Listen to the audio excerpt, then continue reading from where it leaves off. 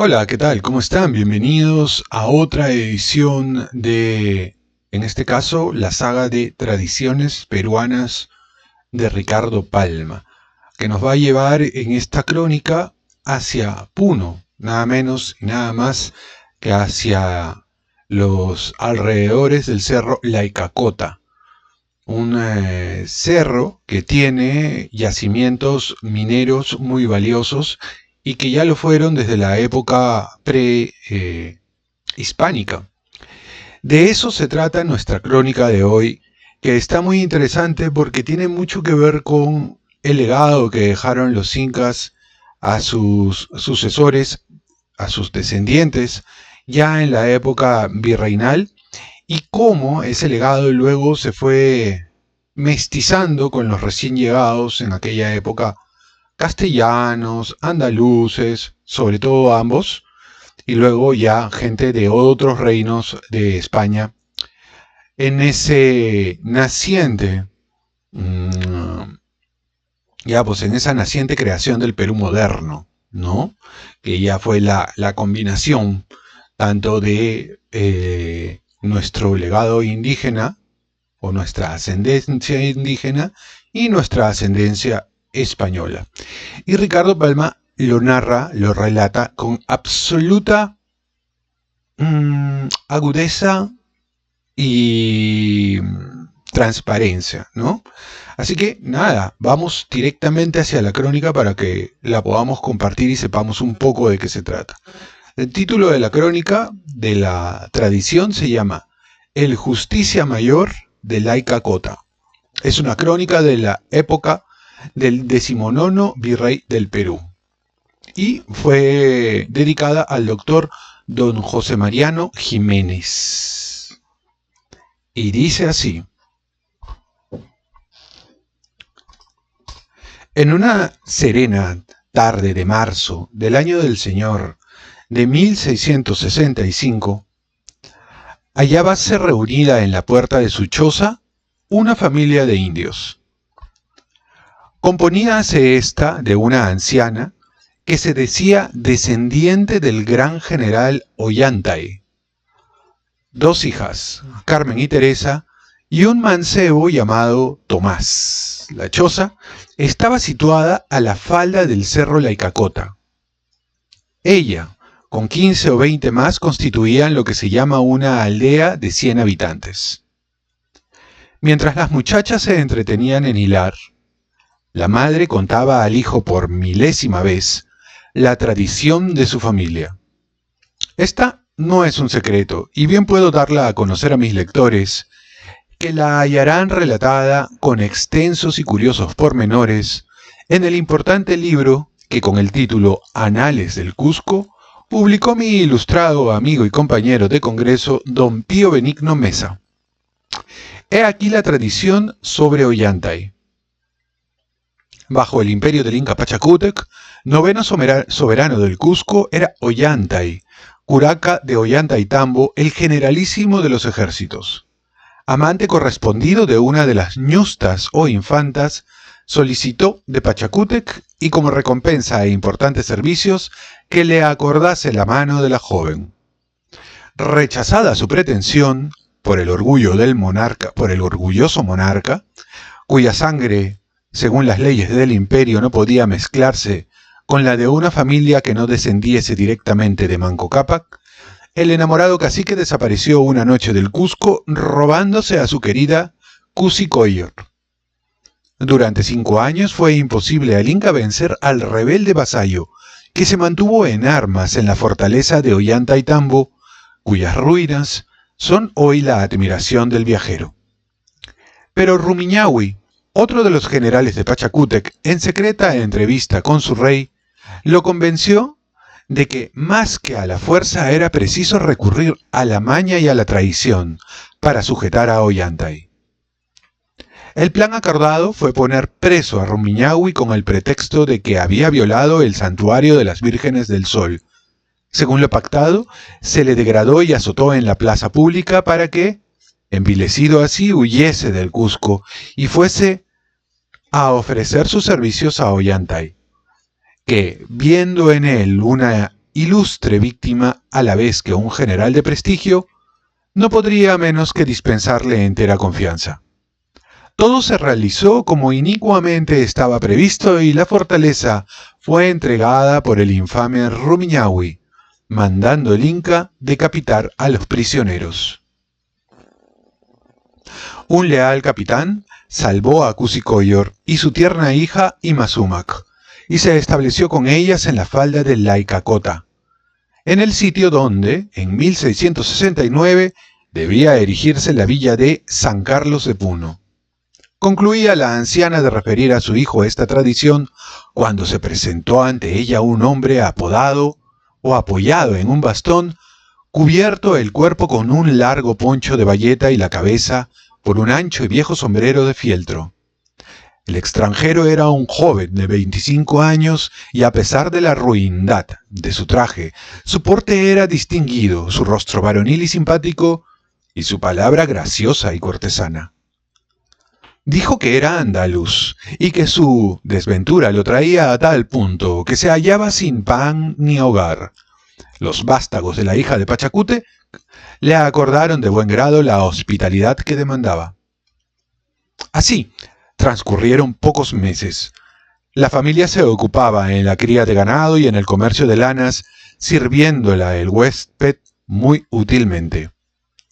Pero la verdad era que el joven español se sentía apasionado por Carmen, la mayor de las hijas de la anciana, y que ella no se daba por ofendida con ser objeto de las amorosas ansias del mancebo. Como el platonismo en punto a terrenales afectos no es eterno, llegó un día en que el galán, cansado de conversar con las estrellas en la soledad de sus noches, se espontaneó con la madre y ésta, que había aprendido a estimar al español, le dijo: «Mi Carmen te llevará en dote una riqueza digna de la descendiente de emperadores». El novio no dio por el momento importancia a la frase, pero 3 días después de realizado el matrimonio, la anciana lo hizo levantarse de madrugada y lo condujo a una bocamina diciéndole: «Aquí tienes la dote de tu esposa».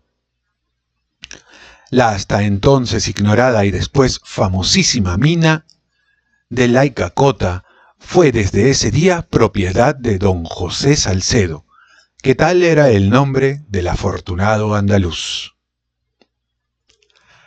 La opulencia de la mina y la generosidad de Salcedo y de su hermano don Gaspar atrajeron en breve a gran número de aventureros a Laicacota. Oigamos a un historiador. Había allí plata pura y metales cuyo beneficio dejaba tantos marcos como pesaba el cajón. En ciertos días se sacaron centenares de miles de pesos. Estas aseveraciones parecían fabulosas si todos los historiadores no estuvieran uniformes en ellas.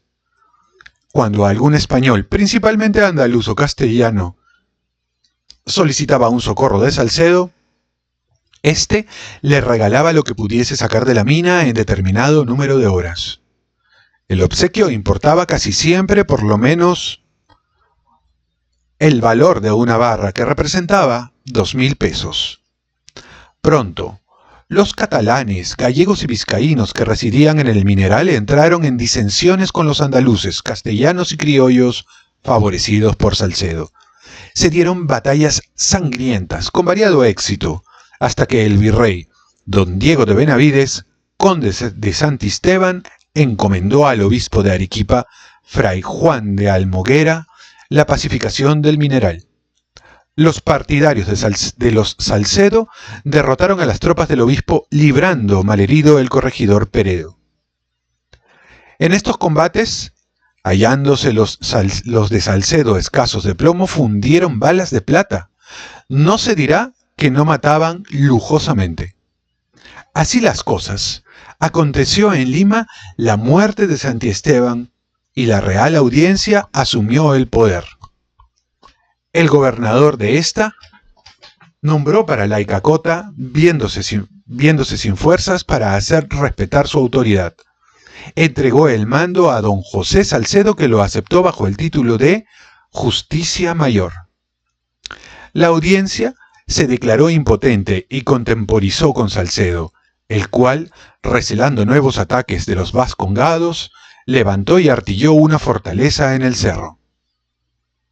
En verdad que la audiencia tenía por entonces mucho grave de qué ocuparse con los disturbios que promovía en Chile el gobernador Meneses y con la tremenda y vasta conspiración del Inca Bojorquez, descubierta en Lima casi al estallar y que condujo al caudillo y sus tenientes al cadalso.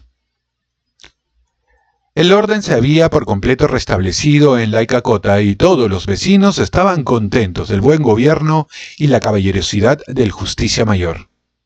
Pero en 1667 la audiencia tuvo que reconocer al nuevo virrey llegado de España. Este era el conde de Lemos, mozo de 33 años, a quien según los historiadores solo faltaba sotana para ser completo jesuita. En cerca de 5 años de mando brilló poco como administrador. Sus empresas se limitaron a enviar, aunque sin éxito, una fuerte escuadra en persecución del bucanero Morgan, que había incendiado Panamá, y a apresar en las costas de Chile a Enrique Clark.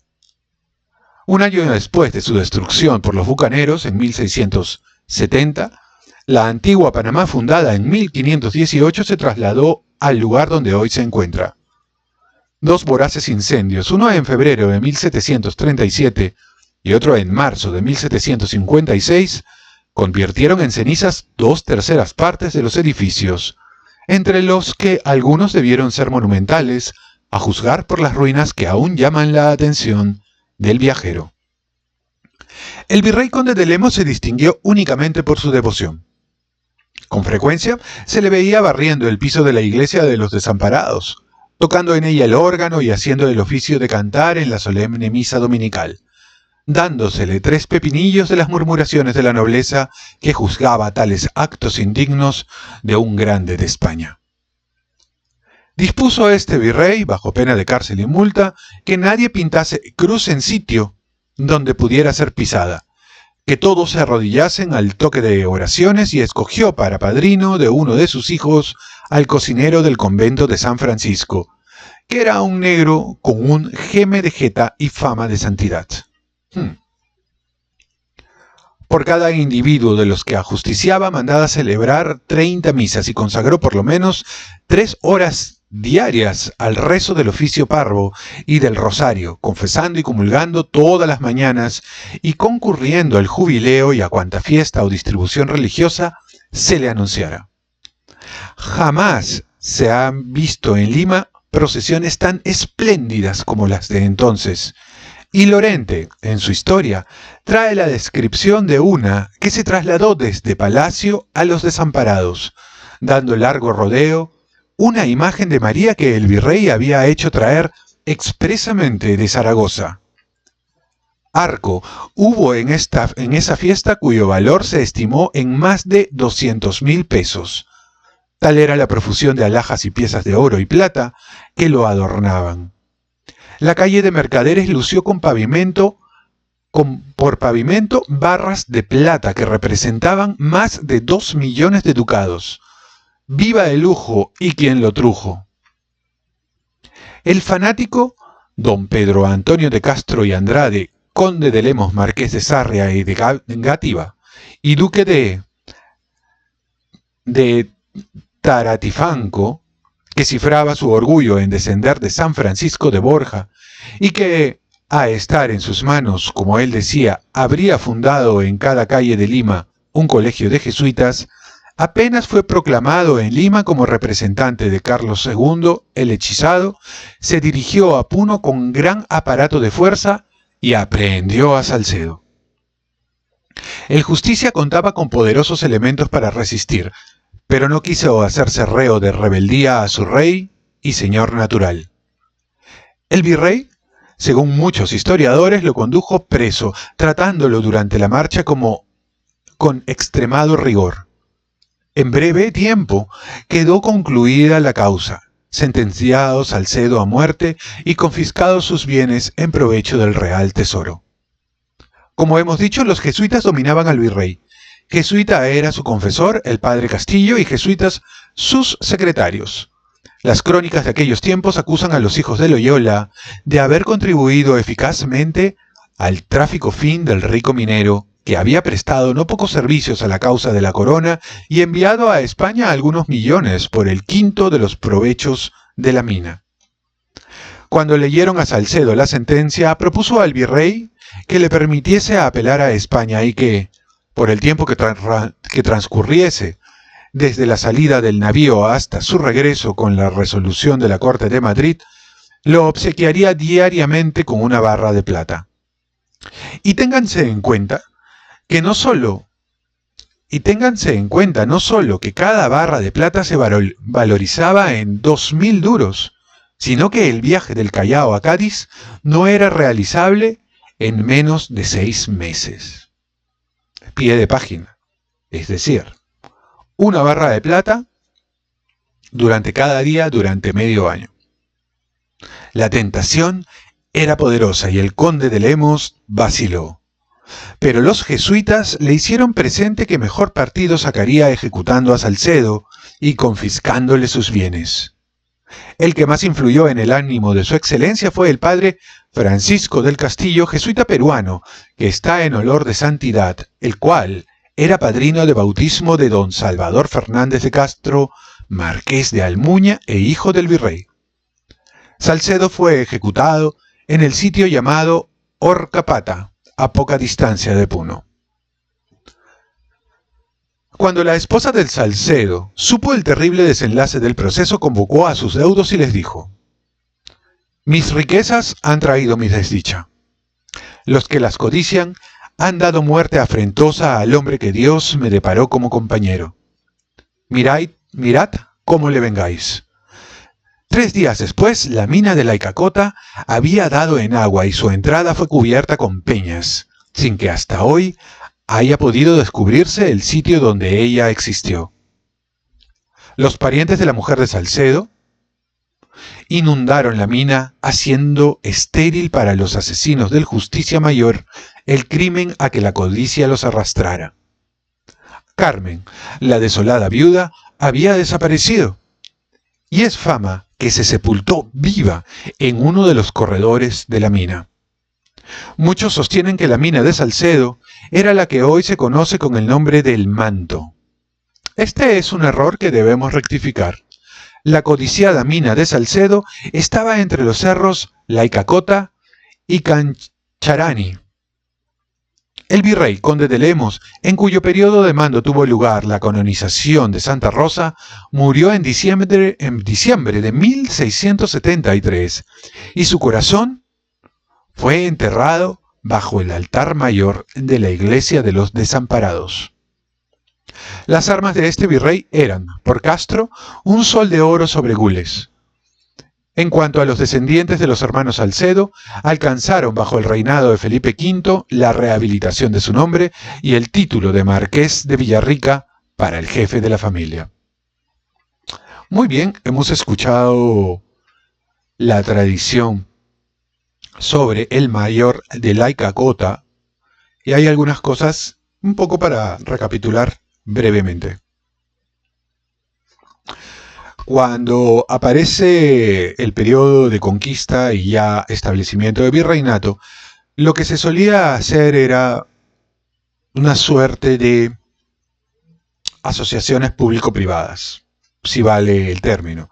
Es decir, los laicos promovían la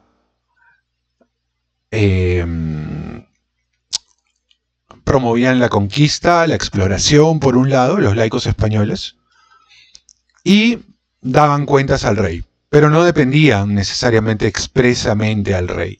Si había algún descubrimiento o alguna riqueza, se entregaba la quinta parte de eso como una suerte de impuesto. Eso fue con los Habsburgo, pero luego los Borbones aumentaron esa proporción. Lo demás era invertido en parroquias, iglesias, hospitales y obviamente en la fortuna propia de aquel que estaba explorando en ese momento. En el caso de Salcedo, de esta crónica, él explotó la mina Y esa explotación, tal vez mal gestionada, empezó a generar una serie de problemas en el lugar que llamaron la atención del virrey en ese tiempo. Pero sí fue cierto que esa riqueza al final le supuso la muerte por ambición. La gente estaba muy desesperada por la plata de ese lugar, según lo que cuenta Ricardo Palma. Y lamentablemente el pobre Salcedo, que primero era muy pobre realmente y tuvo la dicha de casarse con Carmen, quien era descendiente imperial, se hizo rico, pero no pudo, aparentemente, según esta crónica, no pudo gestionar esa riqueza, ¿no? De manera adecuada. Así es la avaricia, así es la codicia. En fin, espero que les haya gustado esta crónica, que también nos muestra un poco cómo se fueron juntando, ¿no? Las familias de origen indígena con, y además noble, con los recién llegados españoles en esos primeros 100 años de establecimiento de España, que dio luego origen al Perú, como lo conocemos actualmente.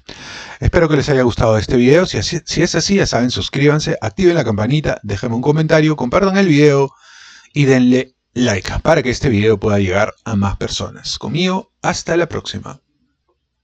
Paz y bien.